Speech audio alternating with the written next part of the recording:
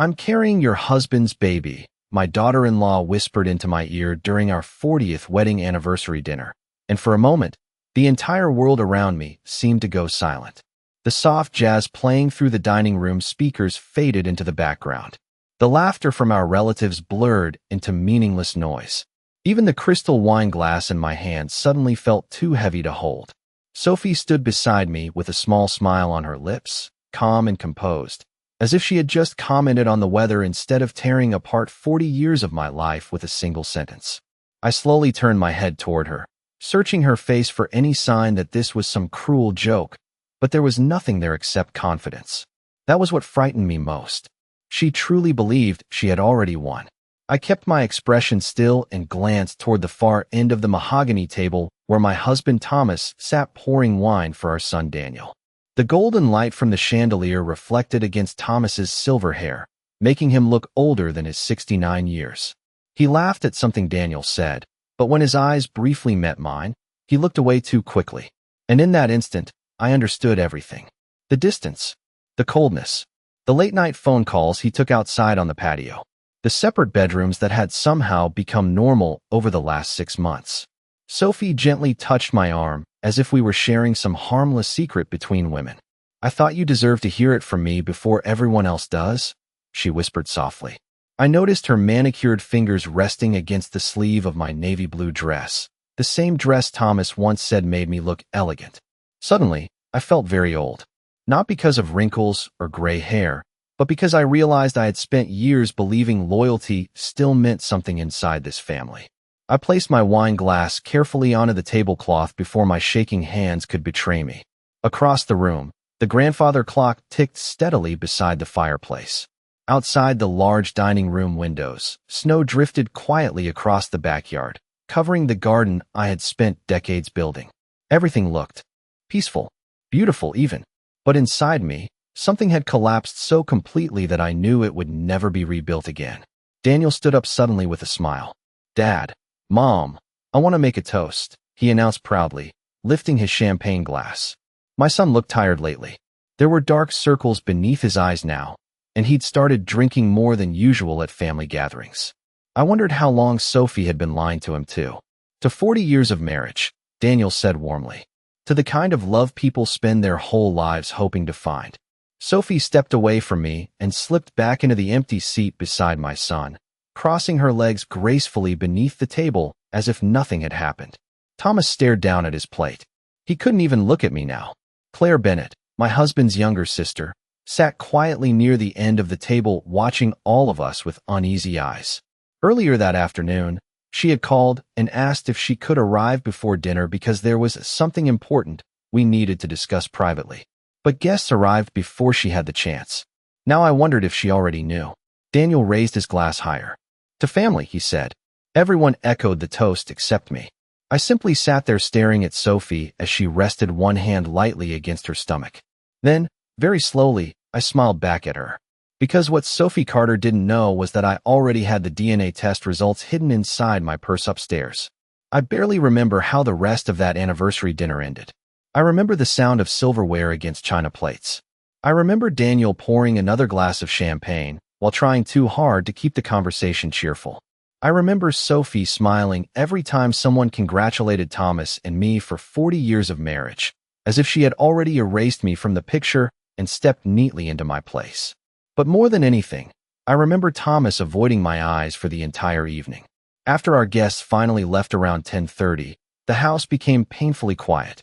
The dining room still smelled faintly of rosemary chicken and vanilla candles.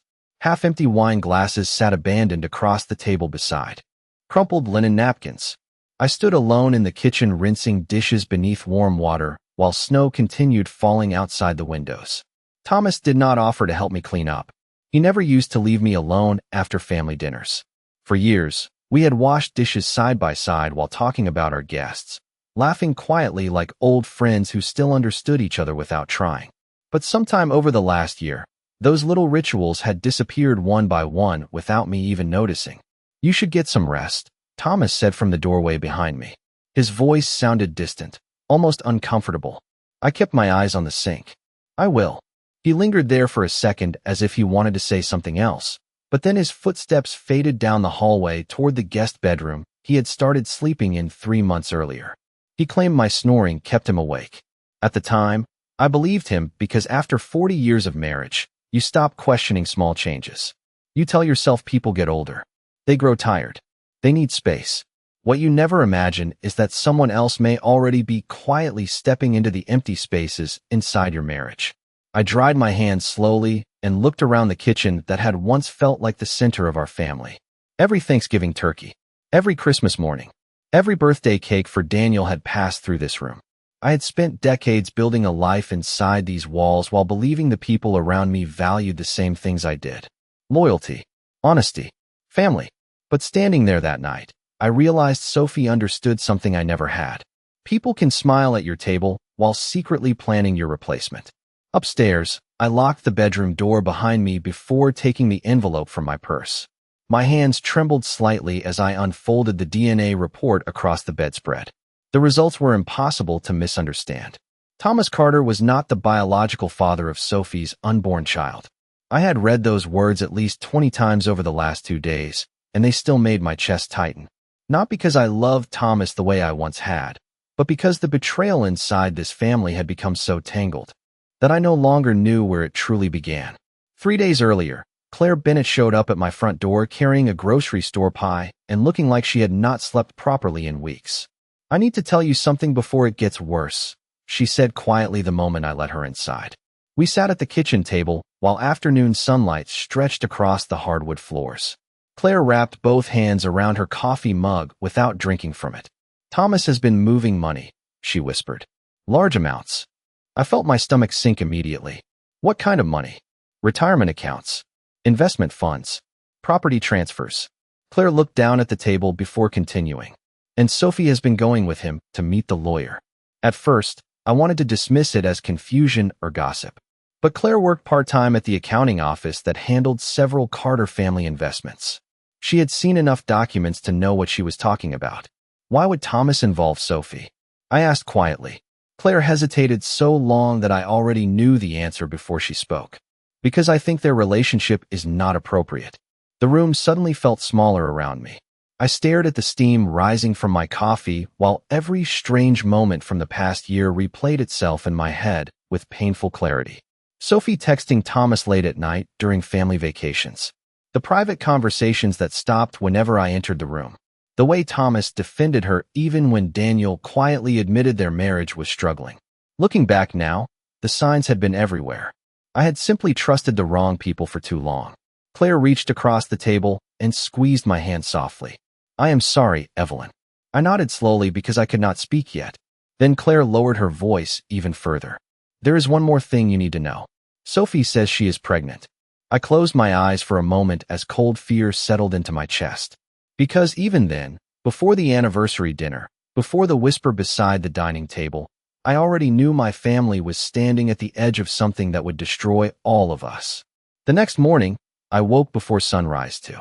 The sound of wind brushing softly against the bedroom windows. For a few seconds, I forgot everything. I forgot Sophie's whisper at the dinner table. I forgot the envelope hidden in my nightstand drawer. I forgot the look on Thomas's face whenever our eyes accidentally met. Then reality settled over me again like cold water.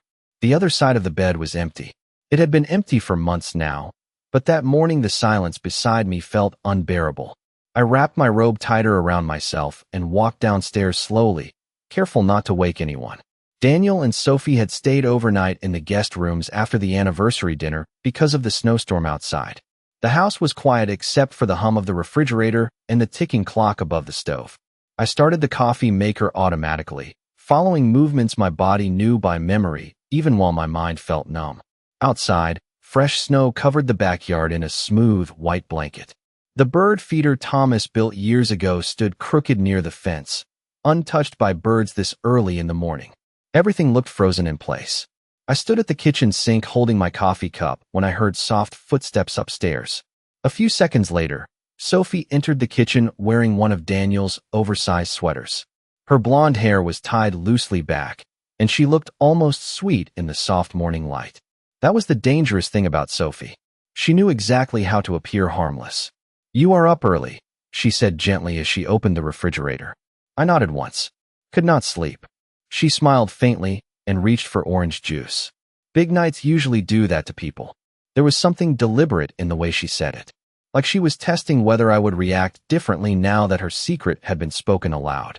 I watched her pour juice into a crystal glass with perfectly steady hands. Not nervous, not ashamed, confident. That confidence kept replaying in my mind because women like Sophie only become that calm when they believe they control the ending. Daniel still does not know? I asked quietly. Sophie glanced at me over the rim of her glass.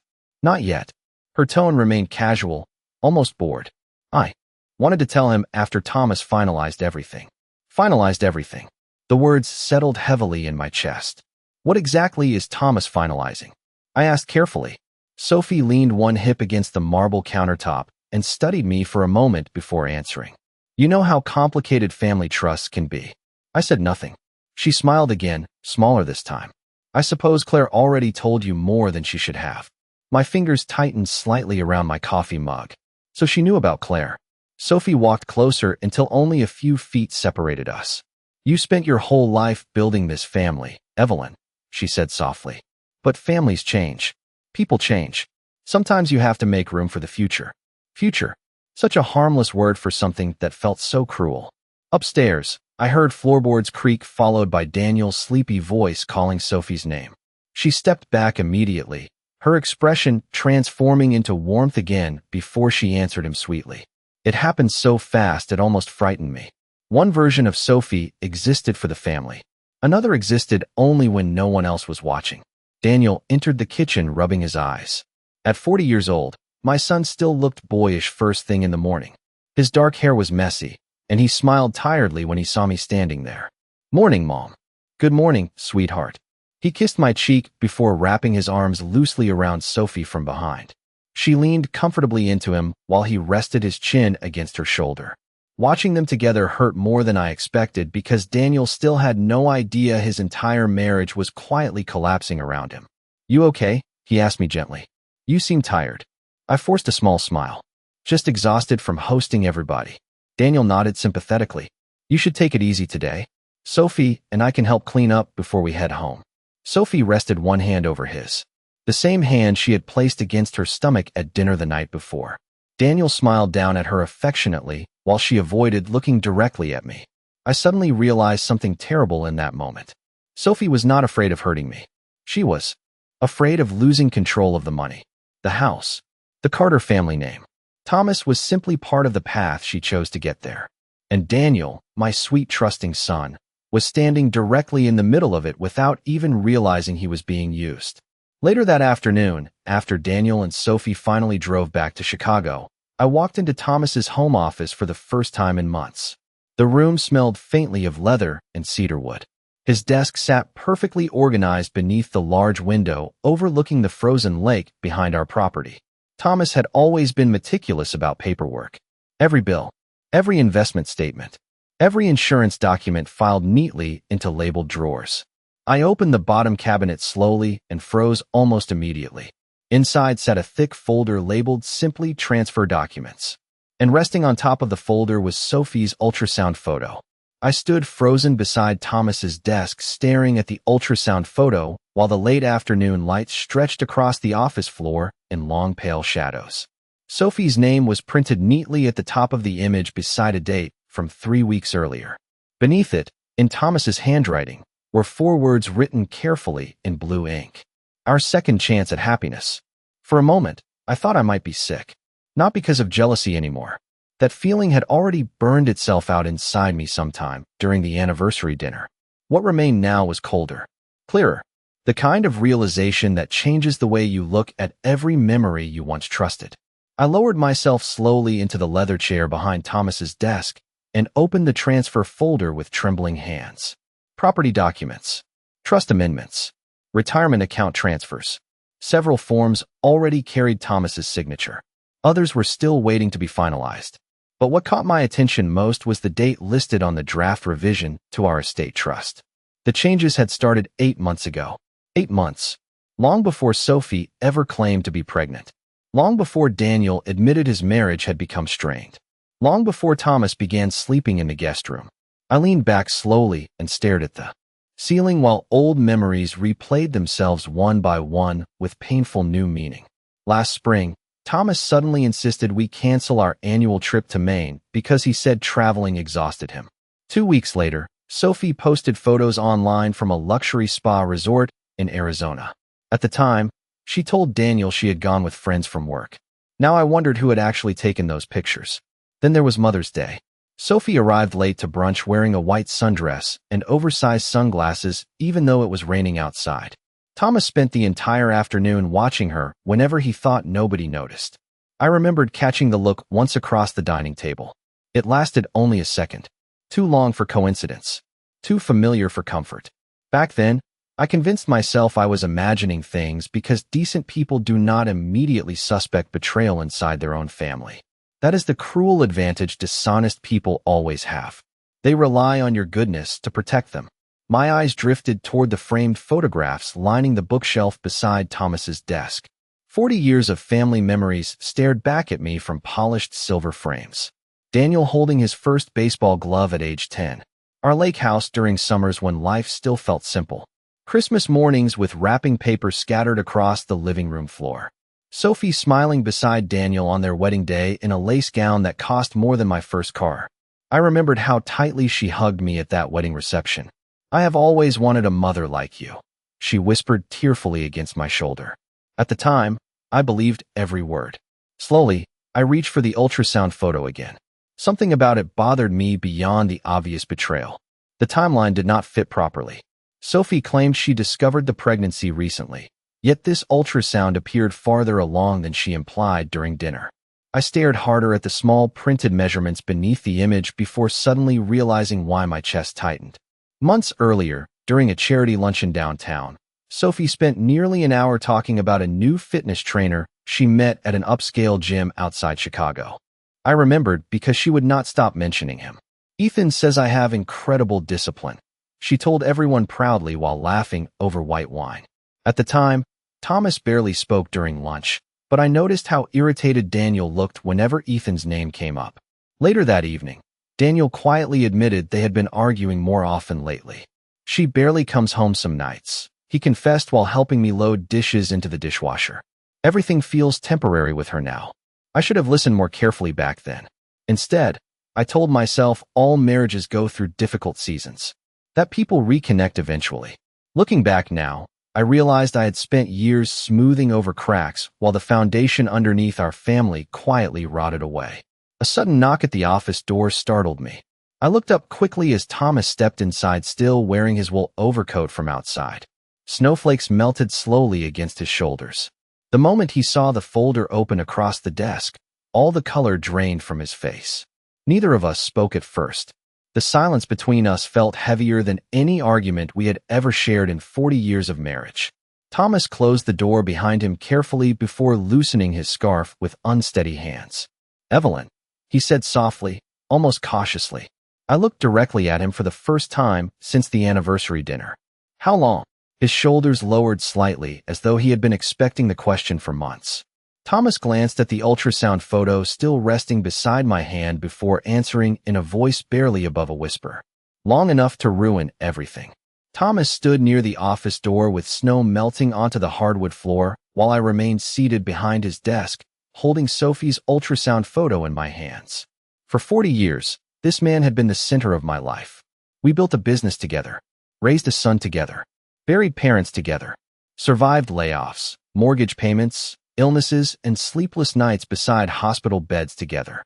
And now he looked at me like a stranger, standing inside the ruins of something neither of us recognized anymore. "Did you love her?" I asked, quietly.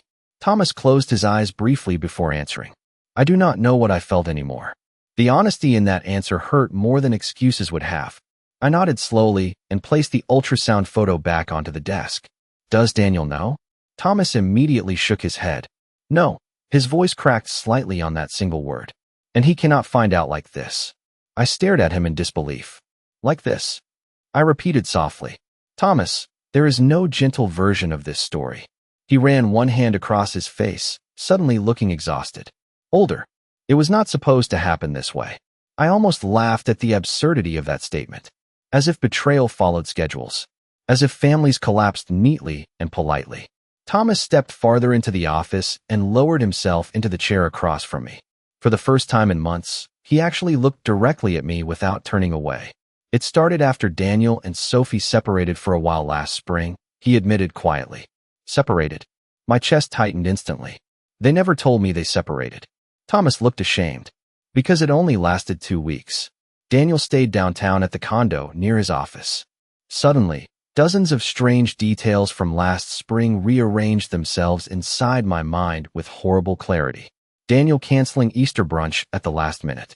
Sophie spending weekends supposedly visiting friends in Milwaukee. Thomas volunteering repeatedly to help Sophie with financial paperwork, while Daniel worked late in the city. I sat back slowly in the chair, feeling as though my own memories no longer belonged to me. How long did you think you could hide this? I asked. Thomas stared down at his wedding ring for several silent seconds. I thought Sophie was pregnant with my child, he admitted finally. She told me 6 weeks ago. I watched him carefully then, not as my husband anymore, but as a man I suddenly needed to understand. And that made you willing to destroy your son's life? Thomas flinched visibly at that question. I never wanted to hurt Daniel. But you did. My voice remained calm. That seemed to affect him more than anger would have. You hurt all of us. Snow continued falling outside the office windows while silence settled heavily between us again. Finally, Thomas spoke in a low voice. Sophie said she loved me. I looked away toward the frozen lake outside because pity was beginning to creep into my anger, and I hated it. No, I said quietly. Sophie loves security. There is a difference. Thomas said nothing after that because somewhere deep down, he already knew I was right. I opened the drawer beside me and removed the folded DNA report carefully before sliding it across the desk toward him. Confusion crossed his face at first. Then I watched the exact moment everything inside him collapsed as he read the results. His eyes moved across the page twice before he finally looked up at me, pale and shaken. This cannot be right, he whispered. It is, I answered calmly. Thomas stared at the report as though it might suddenly change if he looked long enough. No, he said again, weaker this time. Sophie told me.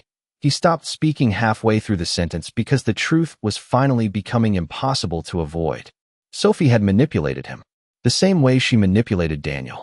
The same way she manipulated every room she entered by becoming exactly who people wanted her to be. Thomas leaned forward slowly, pressing both hands against his forehead. I had not seen him look this broken since the day his father died 20 years ago. Who was the father? He asked hoarsely. I think I already know, I replied quietly. His eyes lifted toward me again. The trainer from Chicago? I nodded once. Thomas let out a slow breath that sounded almost like defeat. Dear God. For a long moment, neither of us moved. Then Thomas looked around the office at the family photographs lining the shelves. Daniel smiling beside us at his college graduation. Sophie standing between all of us at Christmas wearing matching pajamas beside the fireplace. So many memories now poisoned by secrets. Finally, Thomas spoke again in a voice so tired it barely sounded like his own. What are you going to do? I folded the DNA report carefully and slipped it back into the envelope before answering. Nothing yet. Thomas frowned in confusion. Evelyn, no, I interrupted softly. Sophie believes she controls this family because she thinks she understands weakness. I want to see how far she is willing to go before she realizes she was never the smartest person in this house. Then I stood up slowly from behind the desk and walked toward the door. But just before leaving the office, I paused without turning back toward him. When this finally comes apart, Thomas, I said quietly, do not expect me to protect you from the consequences. For the next 2 weeks, I said almost nothing about what I knew. That was the part Sophie never expected. She expected tears, questions, accusations whispered behind closed doors. Instead, I continued my routines exactly as before. I watered the plants in the sunroom every morning. I attended church on Sundays. I mailed birthday cards to relatives and baked cinnamon bread for the women's shelter downtown. On the surface, my life looked untouched. But inside the Carter family, invisible lines were already shifting beneath everyone's feet. Thomas became quieter after reading the DNA report. Some nights I heard him pacing inside his office long after midnight while the rest of the house slept. Other nights, he sat alone beside the fireplace, staring at old photo albums with whiskey untouched beside him. He tried twice to speak to me about Sophie, but I refused to let him turn confession into comfort. There are some wounds apologies cannot soften once trust has already died. Daniel called more often during those weeks, though he sounded exhausted every time we spoke. Work has been crazy, he told me one rainy Thursday evening. And Sophie has been emotional lately. Emotional. Such a simple word for a woman quietly detonating an entire family from the inside. I listened carefully as Daniel talked about missed dinners, arguments that ended without explanation, and Sophie disappearing for hours at a time, claiming she needed space. My son sounded confused more than angry. That was what broke my heart most. Daniel still loved her completely. Even now. Have you two considered counseling? I asked gently. There was a long silence on the phone before Daniel answered quietly. I think she is already halfway out the door, Mom. After we hung up, I sat alone in the living room watching rain slide down the large front windows while grief settled heavily inside my chest. Not grief for my marriage anymore. That part of me had already gone cold. This grief belonged to Daniel. To the boy who used to fall asleep on Thomas's shoulder during road trips. To the teenager who cried after his first heartbreak because he believed love was supposed to last forever.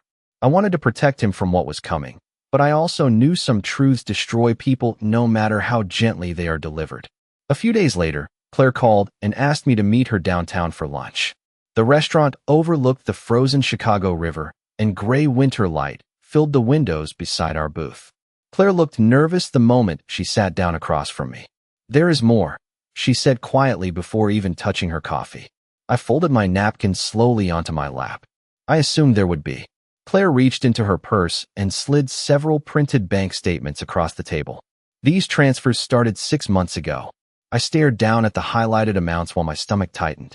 Large payments, luxury hotel charges, jewelry purchases, expensive restaurant bills. Almost all of it paid through secondary Carter investment accounts Daniel did not know existed. Thomas authorized these? I asked softly. Claire nodded. But Sophie spent the money. I turned another page and froze when I recognized a name listed beside several recurring transactions. Ethan Monroe Wellness Group. My chest went completely still. The trainer, I whispered. Claire lowered her voice carefully. Private investigators found records connecting Sophie to him for almost a year. Almost a year. That meant while Sophie smiled through Thanksgiving dinners and family vacations, she had already been living another life entirely. I stared out the restaurant window, toward the icy river below, while pieces of the timeline locked together with terrible precision. The expensive gifts. The secret transfers.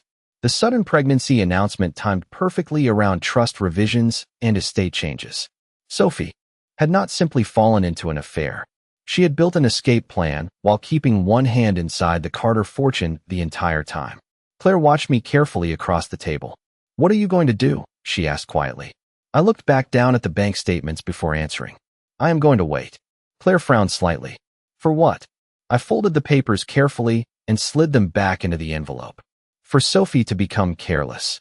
3 days later, that moment finally arrived. It happened during Sunday brunch at the country club.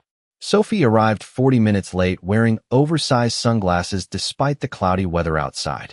Daniel looked irritated but said nothing as she sat beside him at the table. Thomas barely touched his food the entire meal. Halfway through brunch, Sophie excused herself to take a phone call outside on the terrace. 10 minutes passed. Then 15. Finally, Daniel muttered under his breath and went looking for her. I followed a few moments later without making a sound. The cold wind outside cut sharply across the terrace as I stepped around the corner near the empty ballroom entrance. And there she was. Sophie stood near the railing smiling down at her phone while speaking softly into it. I know, she whispered with a small laugh. Once the trust paperwork clears, we will not have to hide anymore. Then she paused, listening carefully before smiling even wider. No, Ethan, she said softly. Thomas still believes the baby is his. The moment I heard Sophie say Ethan's name on that terrace, something inside me finally became completely calm. Not relieved, not happy, just calm in the way people become calm after surviving the worst possible thing they imagined. The uncertainty was over now. I no longer needed to guess who Sophie truly was or how deeply she had manipulated this family. I stood hidden near the ballroom entrance while icy wind swept across the terrace railings and carried her soft laughter through the air. I know, she whispered into the phone again. Once everything transfers over, Thomas will not matter anymore.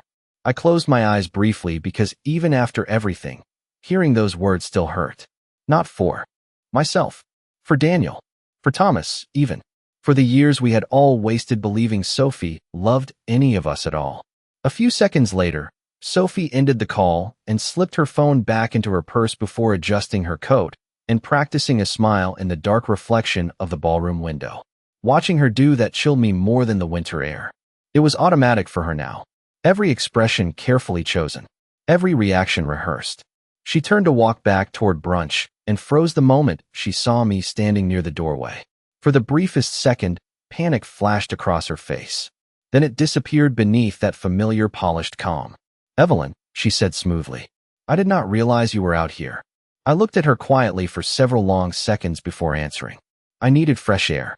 Sophie studied me carefully, trying to determine whether I had heard anything. That was another thing about manipulative people. They spend more time reading reactions than speaking honestly. "Daniel is looking for you," I said finally. Sophie relaxed slightly and smiled again. "He worries too much lately." I nodded once and stepped aside to let her pass. As she walked by me toward the ballroom entrance, her perfume lingered faintly in the cold air. Expensive, sharp, unforgettable. I watched her disappear back inside toward my son, already transforming herself into the concerned wife again before she even reached the dining room doors. That afternoon, I drove home alone instead of riding with Thomas. Snow drifted lightly across the highway while old songs played quietly through the car speakers. For years, I used to fear silence because silence leaves room for painful thoughts. But lately, silence had become the only place where things still felt honest. When I arrived home, I went directly upstairs and opened the cedar chest at the foot of my bed. Inside sat decades of family records, insurance policies, old letters, financial paperwork Thomas and I had built together long before Sophie ever entered our lives. I removed several folders carefully and carried them downstairs to the dining room table where evening light stretched softly across the polished wood surface. For the next 4 hours, I organized every document connected to the Carter family trust. Property records, investment accounts, business shares, hidden transfers Claire uncovered. By sunset, a very clear picture had emerged. Thomas had already started transferring significant portions of our assets into temporary holding accounts Sophie could eventually access through revised trust amendments tied to the unborn baby. Sophie never wanted Thomas himself. She wanted permanence, security, a future financed entirely by the Carter family name. Around 7:30 that evening, Daniel called unexpectedly. His voice sounded strained the moment I answered. "Mom, are you busy?" "No, sweetheart." There was a pause before he spoke again. "Can I come over?" 40 minutes later, Daniel sat across from me at the kitchen island staring into a cup of untouched coffee. He looked exhausted. His tie hung loose around his neck, and dark circles shadowed his eyes more deeply than ever before. "Something is wrong with Sophie," he admitted quietly. I stayed silent and let him continue. "She barely talks to me anymore unless it is about money or the baby." The baby. Hearing my son say that word nearly shattered me. Daniel rubbed both hands across his face before speaking again. "I think she regrets marrying me." "Why would you think that?" I asked gently. He laughed once, bitterly. "Because I am not blind, Mom." My chest tightened immediately. Daniel stared down at the counter while his voice lowered further. "I know something is happening between her and Dad." The room went completely still around us. "Daniel, I do not know exactly what," he interrupted quietly. "But I see the way they look at each other. I hear the late-night calls. I notice how nervous Dad acts whenever Sophie is around." He swallowed hard before continuing. "I just keep hoping I am wrong." I stared at my son sitting there under the soft kitchen lights looking more heartbroken than angry, and suddenly I realized the truth had already begun destroying him long before he understood it completely.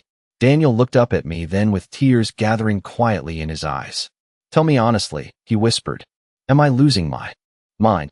I reached across the counter and placed my hand gently over his. For a moment, I almost told him everything. The DNA report, Ethan, the money transfers, all of it. But then I remembered Sophie's voice on the terrace.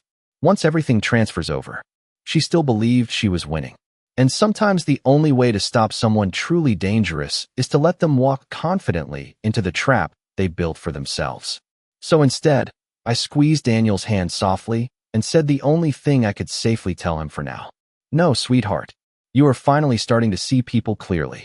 3 nights later, Sophie invited the entire family to dinner at the lake house. The invitation arrived through a cheerful group message filled with smiling emojis and promises of important news. Even through the phone screen, I could almost feel her excitement. She believed the finish line was finally within reach. By then, Thomas had become nearly impossible to look at. He moved through the house like a man waiting for a sentence to be carried out.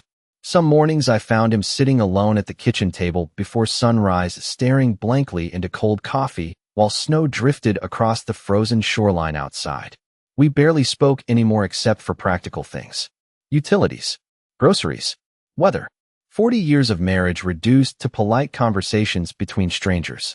Yet despite everything, I could still see guilt slowly hollowing him out from the inside. Sophie, meanwhile, grew bolder every day.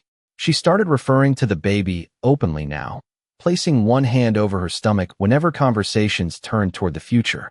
She spoke about nurseries, schools, family traditions, every word carefully chosen to make herself sound permanent inside the Carter family.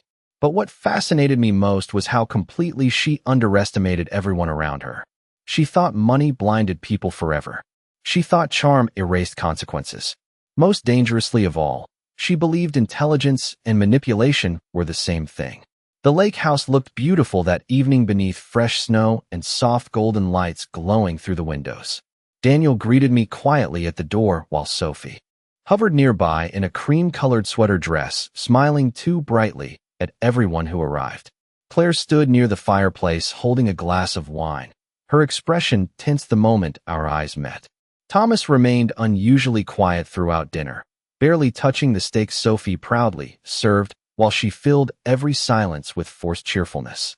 I thought it would be nice for all of us to reconnect tonight, Sophie announced warmly as dessert plates were cleared from the table.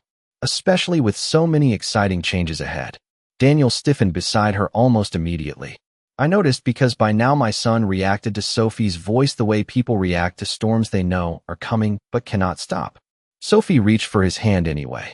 There is something we want to share, she continued softly. Thomas finally looked up from his plate then, his face pale beneath the dining room lights.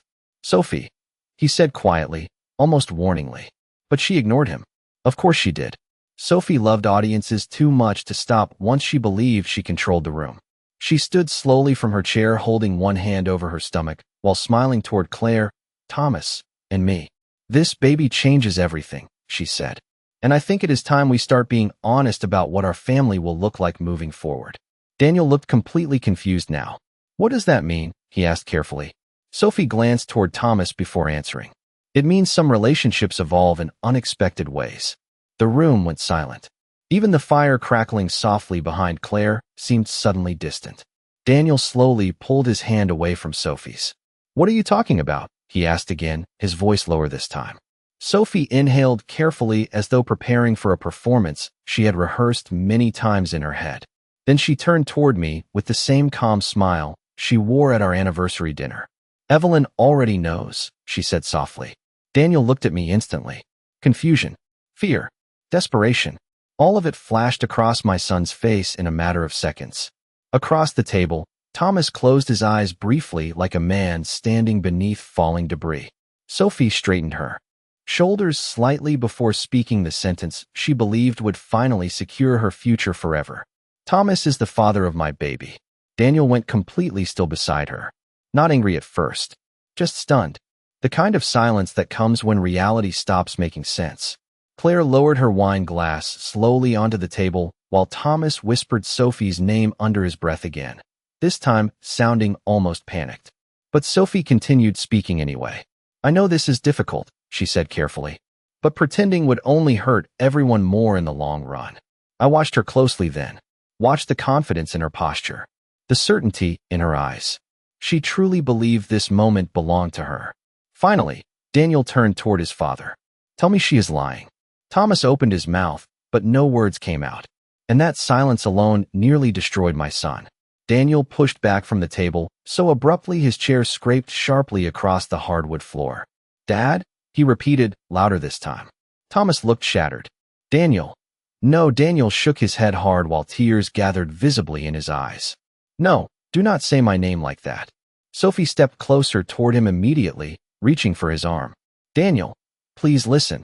He jerked away from her touch as though it physically burned him. "How long?" he asked hoarsely. Nobody answered fast enough. That was when I finally reached into my purse beside my chair and removed the thick sealed envelope I had carried with me all evening. Slowly, carefully, I placed it onto the center of the dining table directly in front of Sophie. Every eye in the room shifted toward me as the silence tightened around us. Then I looked directly at Sophie and spoke for the first time since dinner began. "Before anyone says another word," I said calmly, "I think it is time we discuss who the real father actually is." For several seconds after I placed the envelope onto the dining table, nobody moved. The fire crackled softly behind us while snow drifted past the dark windows overlooking the frozen lake. Sophie stared at the envelope first with confusion, then with something much closer to fear. Daniel looked between all of us like a man trapped inside a nightmare he still hoped was not real. Thomas sat motionless at the far end of the table, his face drained of all color. Slowly, I slid the envelope toward the center of the table. "Open it," I said calmly. Sophie recovered first, of course. She always did. Her shoulders straightened slightly as she forced a small laugh. "Evelyn, this is not necessary." "Actually," Claire said quietly from beside the fireplace, "I think it is." Sophie's eyes flickered sharply toward her before returning to me. "What exactly are you trying to do?" she asked carefully. I folded my hands together on the tablecloth and held her gaze steadily. "I am trying to make sure my son hears the truth before you bury him under more lies." Daniel looked physically ill now. "Mom," he whispered weakly, "what is inside that envelope?" I answered him without looking away from Sophie. "DNA results. Financial records. Hotel receipts. Bank transfers." The room fell silent again. Sophie's face changed almost imperceptibly then. The confidence began slipping away in tiny cracks around her eyes and mouth. Daniel slowly reached forward and opened the envelope himself. His hands trembled as he pulled out the paperwork. I watched my son's face carefully while he read the DNA report first. Confusion, shock, then devastation. "Dad is not the father," he said quietly, almost to himself. Across the table, Thomas lowered his head into his hands. Sophie immediately stepped closer toward Daniel. "It is not that simple," she began quickly. But Daniel stepped back from her before she could touch him. "Then explain it to me," he said hoarsely. "Explain why another man's name keeps appearing in these bank statements." Sophie froze completely. Daniel stared down at the highlighted transactions connected to Ethan Monroe Wellness Group, while tears gathered visibly in his eyes. "Who is Ethan?" he asked. Sophie opened her mouth, but no answer came immediately. And in that silence, everything finally collapsed. "How long?" Daniel whispered again, this time sounding less angry than broken. Sophie crossed her arms tightly over herself, as if suddenly cold. "Daniel, how long?" he repeated. Louder. Her carefully constructed composure cracked then. "Almost a year," she admitted softly. Claire closed her eyes briefly while Thomas stared blankly at the table. Daniel looked physically unsteady, like the floor beneath him no longer existed. "A year," he repeated quietly. "While you lived in our house. While Mom hosted holidays. While Dad—" His voice broke completely before he could finish the sentence. Sophie's own eyes filled with tears now, but even then something about them still felt performative to me. "I never meant for things to go this far," she whispered. Thomas finally looked up sharply at that. "You told me the baby was mine," he said, his voice rough with disbelief. Sophie turned toward him immediately. "Because I panicked," she replied defensively. "Everything became complicated." I almost laughed at the word complicated. Such a small word for the destruction sitting around that table. Daniel looked at his father then with a level of pain I hope never to see in another human being again. "And you believed her?" he asked quietly. Thomas could not answer. He did not need to. The silence already confessed enough. Daniel nodded slowly as though accepting something final inside himself. Then he placed the papers back onto the table with careful hands. "I spent my entire life believing this family was different," he said softly. "I thought loyalty mattered here." Nobody spoke. Outside, Wind rattled softly against the lake house windows while the fire continued burning low behind us. Finally, Daniel reached for his coat hanging over the chair. Sophie stepped toward him immediately, panic replacing manipulation for the first time since I had known her. "Daniel, please," she whispered. "We can still fix this." He looked at her for several long seconds before answering quietly. "No, Sophie. You stopped loving me long before tonight." Then he turned and walked out into the snow without looking back. The front door closed softly behind him. Sophie stood frozen beside the dining table while tears rolled silently down her face. Thomas remained seated, staring at the empty chair where our son had been sitting only moments earlier. I looked around the room at the shattered remains of the family I spent 40 years trying to protect and realized something strange. I did not feel rage anymore. Only exhaustion. Deep, aching exhaustion. I stood slowly from my chair and reached for my coat. Sophie wiped at her eyes quickly before looking toward me. "You think you won?" she asked bitterly. I paused beside the table and looked at her one final time. "No," I answered softly. "There was never anything here worth winning." 2 months later, I sold the lake house and moved into a smaller home near the ocean in South Carolina. Claire visits often now. Daniel started therapy and transferred his job to Denver, where he says the mountains help him breathe again. Thomas lives alone in the old family house, surrounded by photographs that no longer feel like memories so much as evidence of everything we failed to protect. As for Sophie, the Carter Trust lawyers removed her from every financial document connected to our family the week after the dinner at the lake house. I heard Ethan left shortly after the baby was born. Sometimes people spend so much time chasing security that they destroy the only genuine things they ever had. At 68 years old, I finally understand something I wish I had learned much earlier. Peace does not come from holding families together at all costs. Sometimes peace only begins after you stop protecting the people who broke you.